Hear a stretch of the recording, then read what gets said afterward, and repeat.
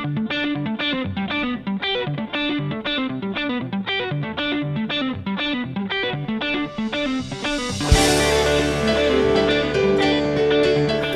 Engineers, Inspector summary video of repairs needed here in Washington, D.C. First thing we're dealing with is obstruction. You can't have potted plants obstructing in any form or way.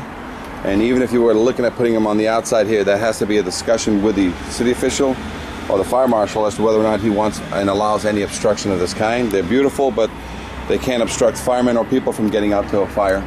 Number two, original hardware. In Washington, D.C., they want two things: a load test and or an equivalent to a load test with no disclaimers, and that is a certified repair. In order for that to happen, you must send your criteria to the inspector who wrote the violation so that he can then discuss that with his superiors, and whether or not the criteria submitted by the inspector will meet and remove the violation. So after giving a class probably 2-3 months ago, we gave a class to Washington, D.C. Fire prevention. That is one of the new standards that they're looking for, is load test the fire escape and or provide them with an equivalent. So a certified repair can be done here. The fire escape is at a point where it's still plenty of it left. So let's talk about some of the things. Obviously the pipe is always going to be an issue because these pipes, marry into knuckles. A lot of times these pipes are rotted on the inside.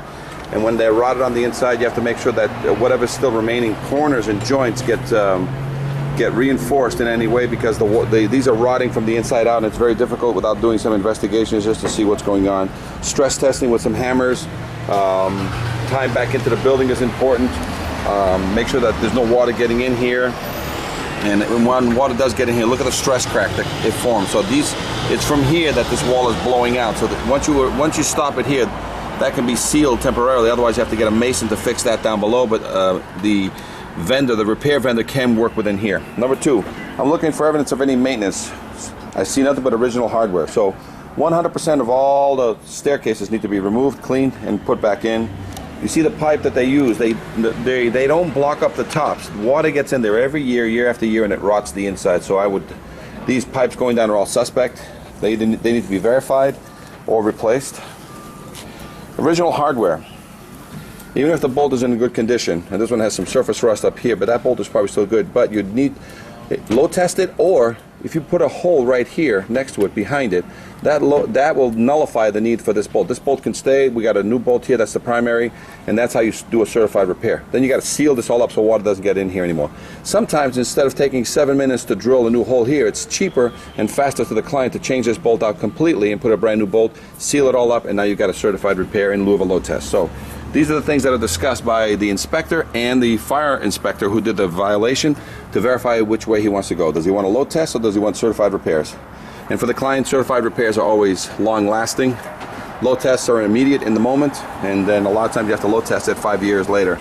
Certified repairs can tend to last 10, 15, 20, 25 years before any load tests are ever ordered. So all these treads, original hardware. My main concern is these cements. This side of the building and the other side of the building. Every single one of the cements are open and popped open. So water definitely has been getting in there. So they want you to verify this. So you need to verify this from the inside, or you need to nullify it by putting in a new Hilti expansion bolt on the outside. So again, this will be discussed with your fire inspector as to whether or not he wants you to verify. But in order to certify, you need to certify every visible and invisible connection. And a lot of times the invisible connections are what goes into the wall. Here's another open hole. And this is perfect to show you just what happens. As water keeps getting in here, it keeps eating the inside. And as a matter of fact, there's a huge bulge here. Huge. You may be able to see it, but there's a bulge in the wall here that was basically frozen. And you can see the cement work here that froze it in time.